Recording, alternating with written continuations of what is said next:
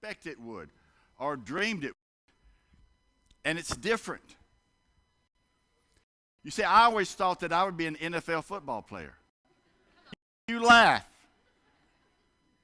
You think I'm enough? That was my dream. When I was in the 6th grade, I got to move up to the big play. Little kids play on monkey bars and swing sets and merry-go-rounds. The big kids play football, right? 6th grade, I get to move up to the big kids play football. So I was out there, and they use up sides. And so everybody's picking sides. You get somebody, and I was the last one left. They said, well, you have Milan. Just give away to the other team. And so they put me on defense side. And so I can tackle somebody. I can do this.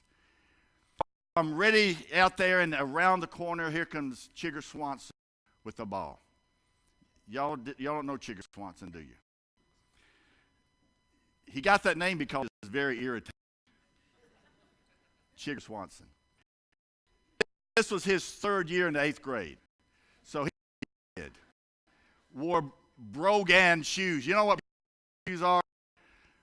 Brogan shoes. So here comes Chigger Swanson around the right side in the football. There's nothing between him and the goal, little old me. And I'm thinking to myself, here's my chance to show them that I can play football. Here's my chance to show out. I can tackle. They will think I'll be carried off the field on the shoulder. I was a hero of Abson Elementary School because I tackled Chigger Swanson. As he comes running close to me, he just gets this grin on his face. He says, Deckus, you're not going to tackle me. I thought, well, yeah, I am. You just wait. I'm going to hit you so hard, it's going to knock your teeth out. I'm going to knock you out. He gets closer, though. I see those big broken shoes. The muscles rippling on his, I'm probably 12-year-old body. And I begin to myself, it's going to hurt to tackle him. Do I want that kind of pain? And as he gets to me, I step aside, and I let Chigger Swanson go run by. I shame off the field back to the little kids' playground. No longer am I allowed on the big kids' playground because I tackled Chigger Swanson. And my dreams of being an NFL football player go up in smoke. Sometimes things don't turn out like we would, do they? Sometimes they don't. Today's Mother's Day. And honestly, there's a lot of women not here today because today is Mother's Day. It's a very painful, difficult time for them. And so as we were approaching that day in our staff meeting, we were talking about it. And honestly, for me, it's difficult because what do you say? What do you do? You know that it's painful for some people. You know that some people are celebrating. So how do you handle that? And so we have to discuss this. What we're going to do? We're going to face this, and we're going to talk about it. Because she told a testimony of how someone that she knows was healed at a Mother's Day service because they had the tenacity to face pain head on and talk about it and have a time for God to bring healing and wholeness to whatever it is that you're struggling with. And so this is where this comes. Then as I'm still thinking about this, it was kind of confirmed to me. I read a story from a friend he posted on Facebook. His name is Mark Means. Some of you may know Mark. He is a counselor in Birmingham. And he posted a picture of his mother, Betty Jean. This is her. And this is what he says about his mother. I'm going to put the picture up. He says, my mom is 12 years old. She would get married at 15. Have me at 16. From her own trauma. We had a difficult symbiotic life together. And once had to talk and codependent, which she thought sounded like a wonderful thing. When we would have the long talks, the trauma we had suffered, She could only cry and quick fix. That's all she knew. She gave, there was nothing left of her. Going back to those deep of pain. Too agonizing for her, too relentless. She's gone now, and I have photographs that my mind tries to reframe with understanding compassion. For the who find this day less than a blessing, understand. You've tried to cope, avoid, push down, scream, run, drink, numb, or check out. Most of your life, I get it. You felt shame, sadness, anxiety, depression, and loneliness. It's a miracle you're still standing. You've survived this far, and that says something about you. Everyone warm and fuzzy about this day are the relationships. Our wounded, blur eyes won't let us see the moments. I stand in solidarity with you today, Mark Means. And what I also find telling was a comment that was made to this post. This is what someone commented and said. As always, thank you for sharing your heart with us. At a grocery store today, the cashier wished me happy Mother's Day. I suppose he was saying that one, so I tried not to get emotional. For my mother, and I'm in awe of all my friends who are mamas. And I think you can read between the lines of why this was a difficult time for her. And so that's kind of where we're going today. So let's go for the ride. And someone asked me, how do you feel? I'm very anxious in an excited way because I feel like God is going to do healing today. God is going to work today in our lives. So let's be open to how he's going to do this, okay? So we're going to look at a scripture that's found in Genesis, the 29th chapter. If you have your Bibles, turn with Genesis 29. A great story of love, good, tragedy, and triumph. It's about Jacob. Jacob is going to find a wife. And so he comes to the land of the eastern peoples, verse 2. There he saw a well in the field, three sheep lying near it, because the flocks were watered from that well. The stone over the mouth of the well, that's an important part later, so remember that. All the shepherds rolled away the stone from the well's mouth and watered. They brought the stone to its place. Jacob asked his shepherds, my brothers, where are you from? We're from Haran. Do you know Laban? Yes, we know him. Is he well? Yes, he is. Here comes his daughter Rachel with her sheep. Look, the sun is still high. Time for the flocks to be gathered. Water the sheep. We can't until the flocks are gathered. The stone has been rolled away off of the well. Then we will water the sheep. In other words, this stone is so big and heavy that they need help rolling it away so they can water the sheep. While he was still talking, Rachel came up with her father's sheep, for she was a shepherdess. When Jacob saw Rachel, daughter of Laban, his mother, Laban's sheep, he went over, going to shout, rolled away the stone back from the mouth of the well. You see it? Here comes this beautiful Rachel. And so Jacob is going to show her how strong he is, and so he rolls away the stone all by himself. Then Jacob kissed Rachel and began to weep out loud. He struck her. He's got it bad. He told Rachel he was her father, son of Rebekah. So she ran and told her father. Let's go down. Verse 16. And her father had two daughters. The name of the older was Leah. The name of the younger was Rachel. So they're sisters. Leah had weak eyes,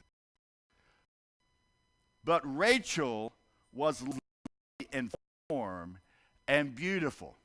So the writer is making a contrast between Leah and Rachel. And he says that she has weak eyes. What does that mean? That she wears glasses? What does that mean? Well, look at the contrast. If he says that Rachel is lovely and form and beautiful. The contrast. Leah is not pretty. You know, when back in the game, and we would go on blind dates, of course. You go. And, someone said, I'm going to fix you up with this girl. That's great. The first question I would ask is, God, what would we ask? What does she look like? That's the first thing we would ask, right? If you don't say yes, then you're lying. First thing, what does she look like? And we had code. If we said she has a great personality, what does that mean? She is not as pretty maybe as somebody else, but she has a great personality. And so we would have kind of code words for what a person looked like. Well, when the Bible says she is wise, that's a code word. What does it mean? Not pretty. And in fact, the name is a form of cow in Hebrew. I know. And so you get a picture, but she has a great personality. Great personality. And so there's Leah and Rachel.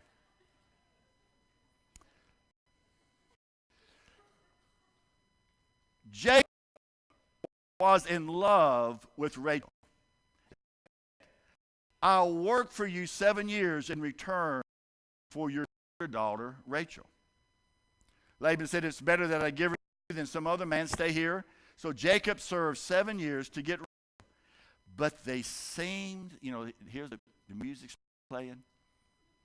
They seemed like on days because of his love. Time went by so fast. He was so in love with her.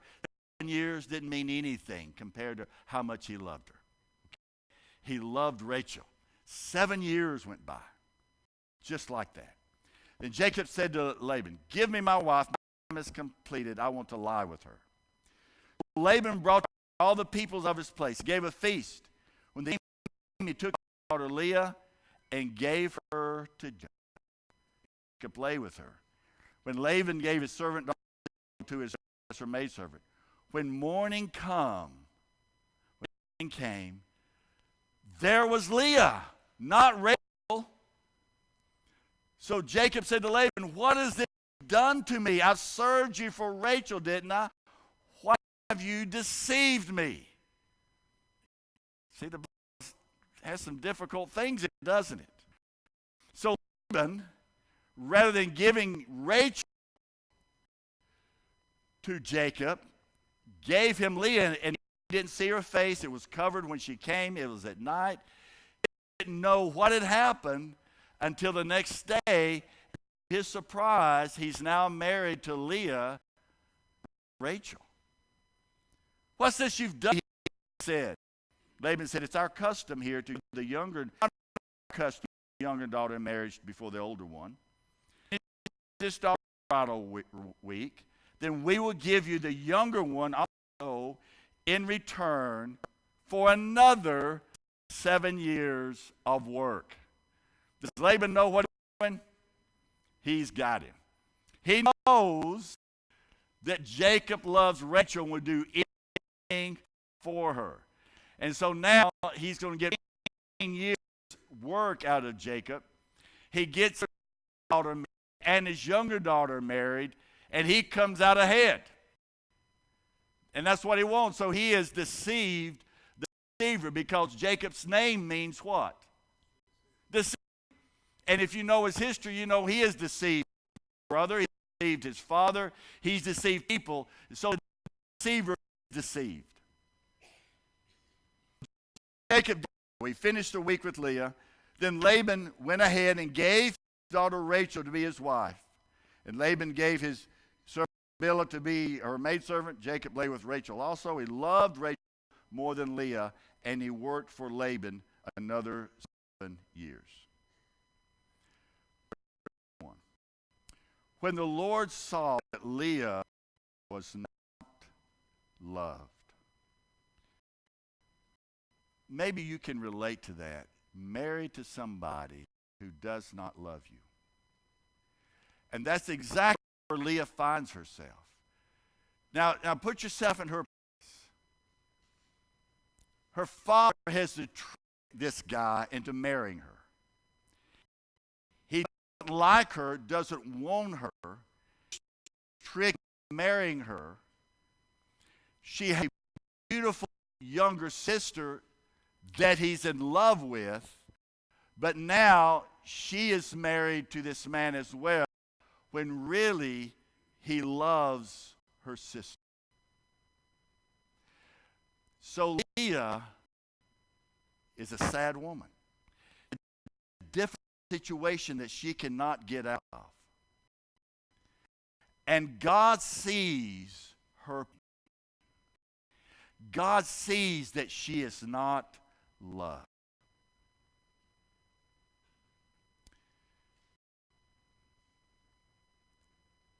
God sees our. Whatever you're going through, nobody may know what it is to suffer. Nobody may know what you have. Nobody may know what has happened to you. See, and he knows your pain.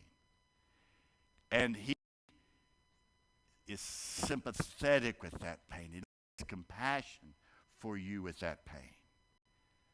He wants to heal the pain. And so what God did, he opened her womb so she could have children, but Rachel was barren. Leah became pregnant and gave birth to. She named him Reuben, for she said, "It's because the Lord has seen my misery. Surely my husband will love me now." Conceived again, she gave birth to a son. Because the Lord heard that I am not loved, he gave this one too. So she named him Simeon. Again she conceived when she gave birth to a son. And she says, "Now at last my husband will be attached to me because I've borne him 3 sons." So she named him Levi. You see what she's doing? She is trying to gain his love and affection. The only way that she can, by having babies. Hoping that if she could have a son for him, or 2 sons, or by now 3 sons, that would cause him to love her. That would cause him to give him attention. That would cause him to show her affection. Does it work? No. It doesn't work, does it? It doesn't work. When we are desperate, unloved, uncared for, that we too do everything that we can to try to get attention, to try to get love, to try to get the focus of the people around us. And most of the time, it doesn't work. Because all we're trying to do is to cover up the pain that we're feeling inside. She had the need to be loved by her husband. That's all she wanted, was for Jacob to love her. And so all she do was give him babies. And it didn't work. He didn't love her. He still didn't love her. Nothing worked. And so there she was with these 3 babies now, still living with a husband that didn't love her. You know, a lot of times we wonder why they do what they do. You ever wonder that? Why are they doing that? And many times we don't understand them until we know their story of what they are doing. Then we can begin to understand why they do what they do.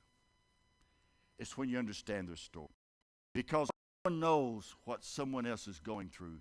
You walk your shoes.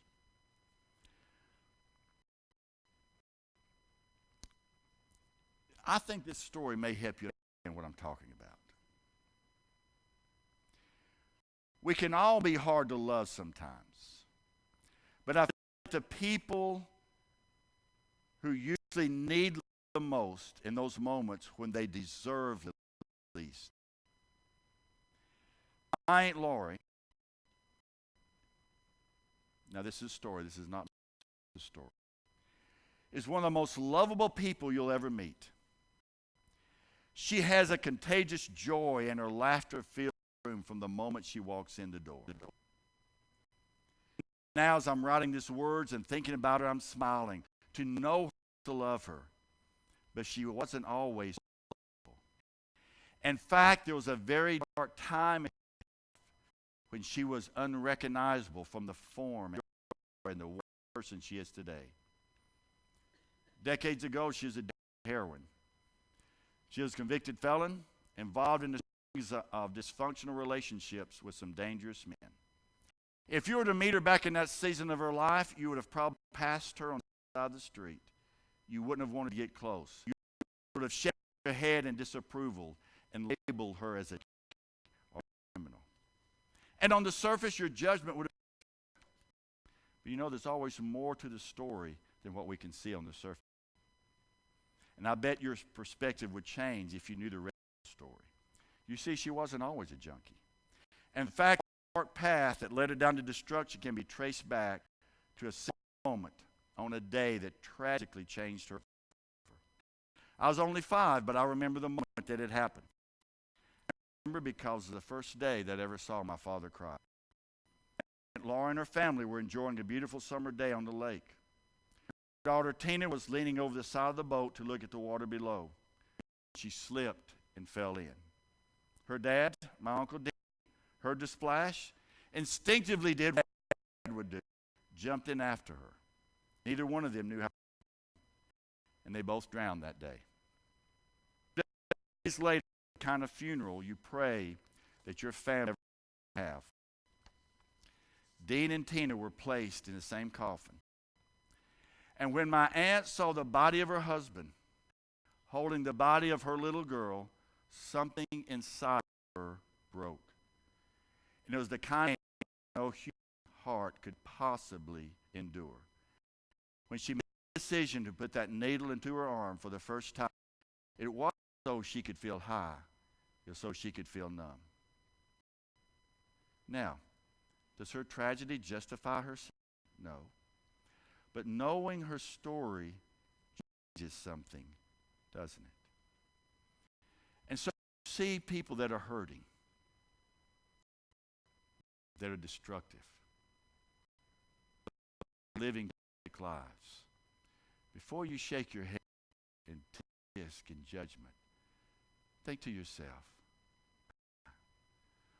what is the pain in their heart that's causing them to give out so much pain to other people? We all live with some pain, don't we? We all live with support. We all live with some that didn't go as we planned, and our life did not turn out as we expected it to be.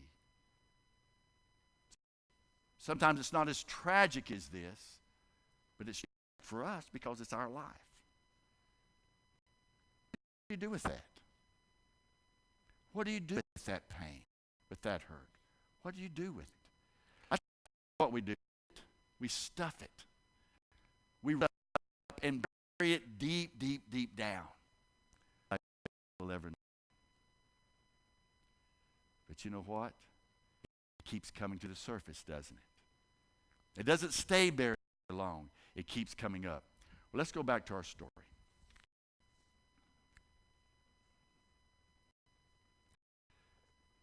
She conceived again, and when she gave birth to a son, she said, "This time I will praise the Lord." So she married Judah.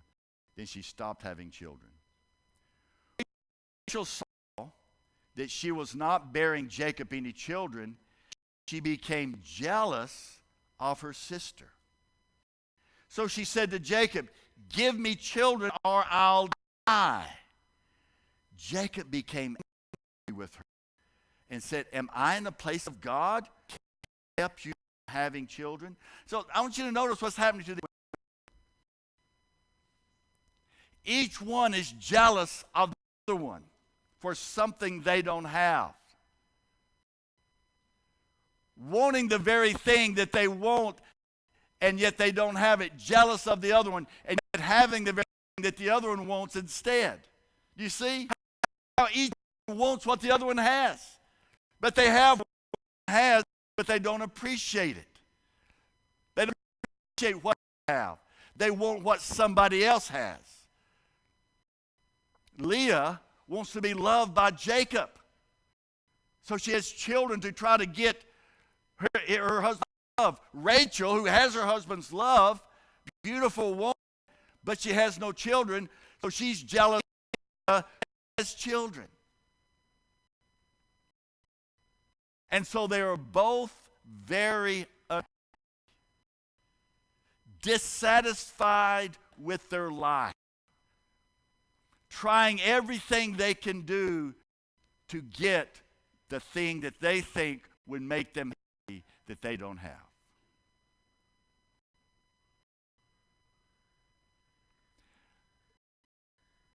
There was a song written, Ian, and I thought about it when I was ready for this. And I know you've never heard it. It's called At 17. Anybody remember At 17? Because I think it speaks a lot to the situation that they are in. And it speaks a lot how we feel. That's what she says. I learned the truth at 17. That love was meant for beauty queens. Girls, fair-skinned smiles who married young and then retired. Times I never knew the Friday night charades of youth were spent on one more beautiful. At 17, I learned the truth. To those of us who knew the pain of Valentine's that never came, and those who were caught choosing sides for basketball, going away. The world was younger than today. Dreams were all they had for free to ugly ducklings like me. There are people who think they are God's gift to the world. But I think that most of us are a little bit like that. We think, good enough.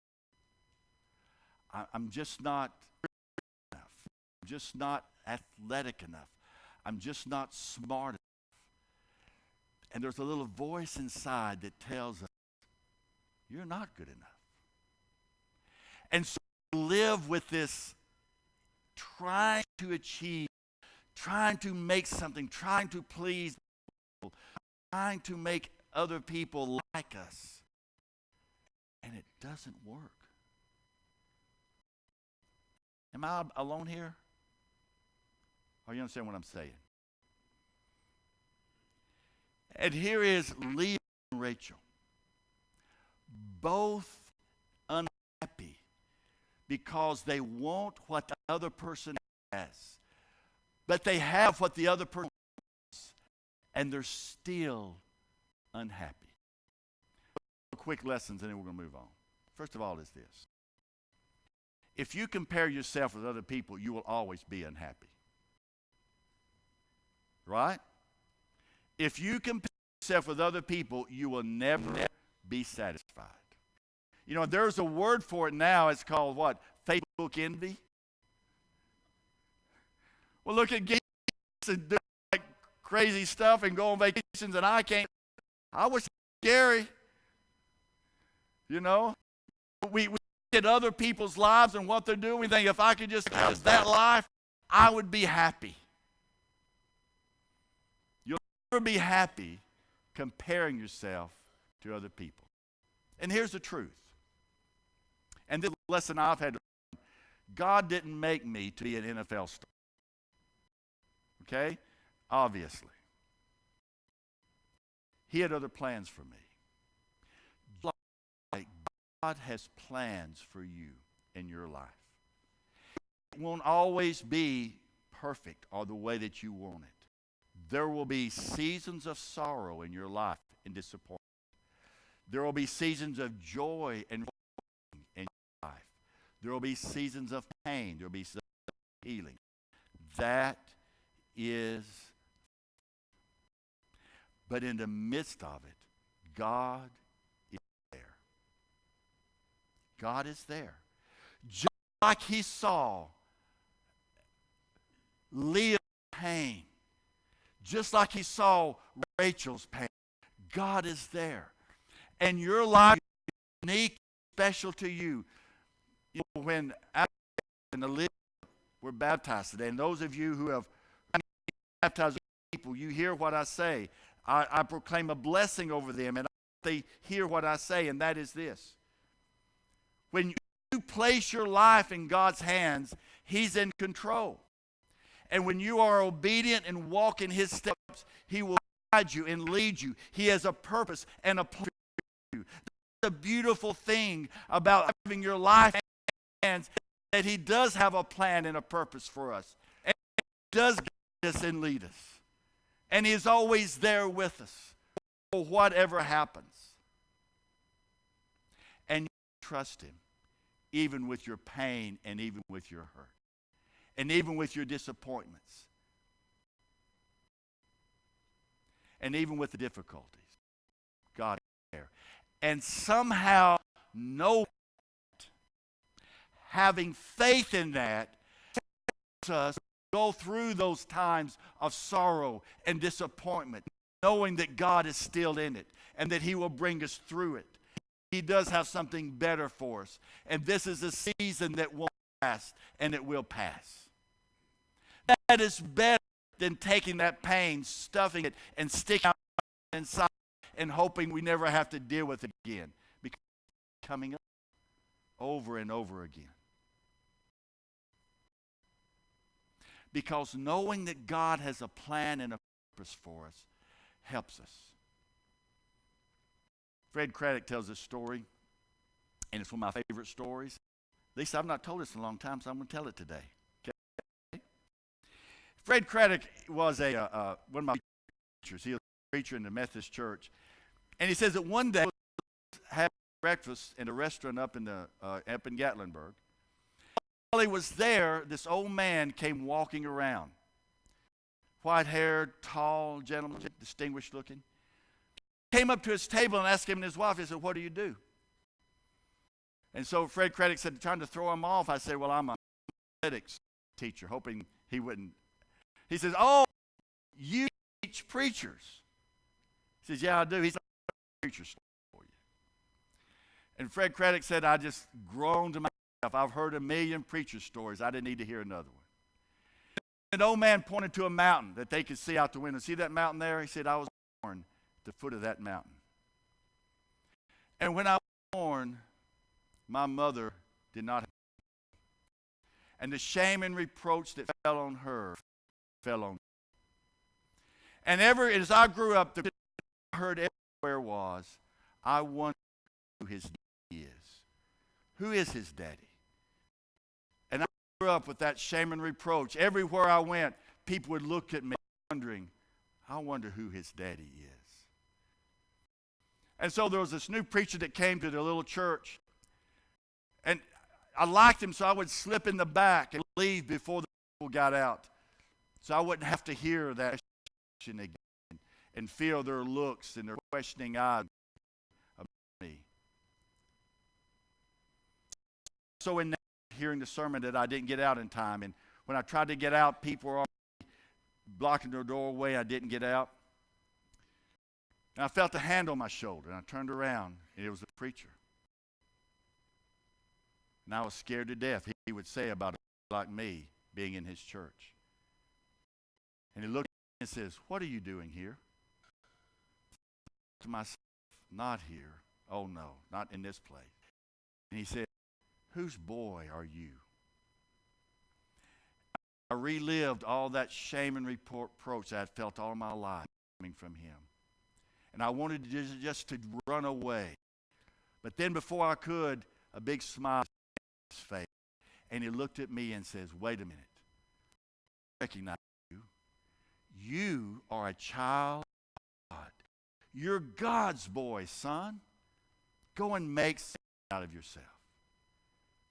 And he said that day changed my life because I realized who my daddy really was.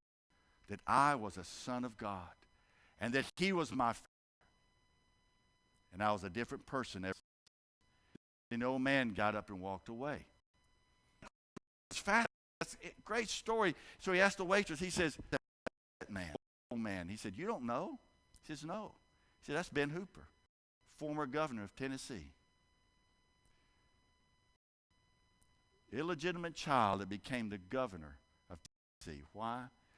Because somebody looked at him and said, you're somebody. You're not your past. You are somebody. You belong here.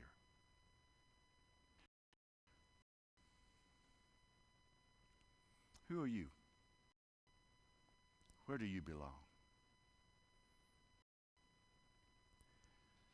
Yesterday I was talking to somebody, a lady that I know, and she's a friend, so we just talking. I'd seen her for a while.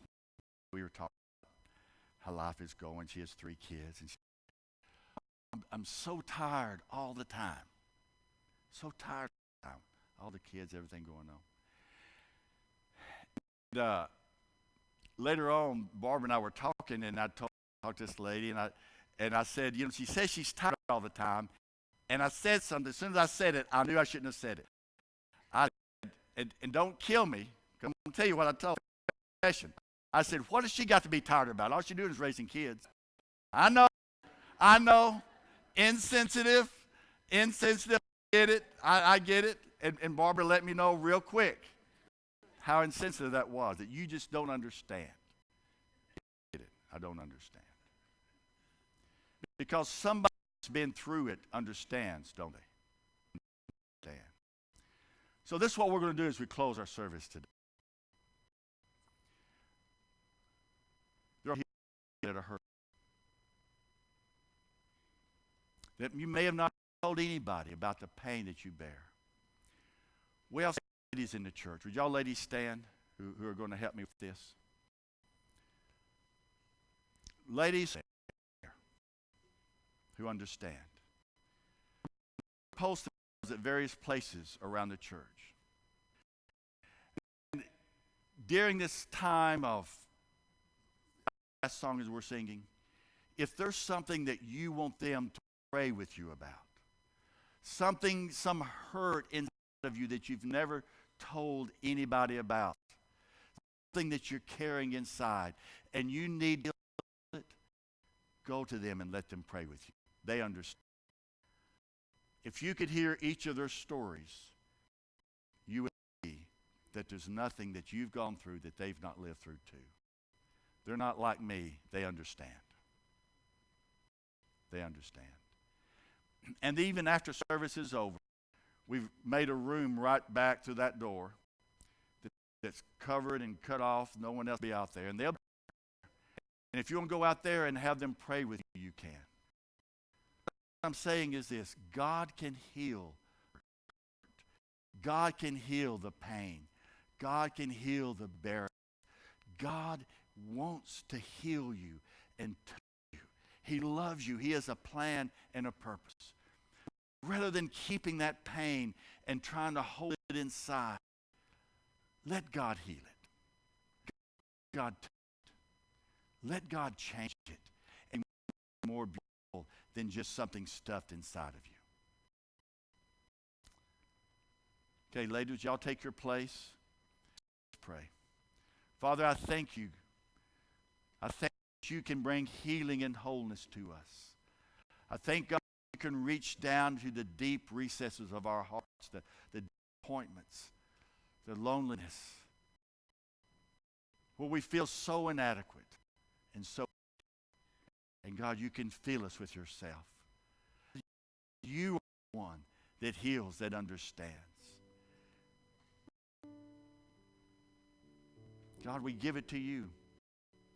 We place it in your hands. Trust you with our pain and our hurt.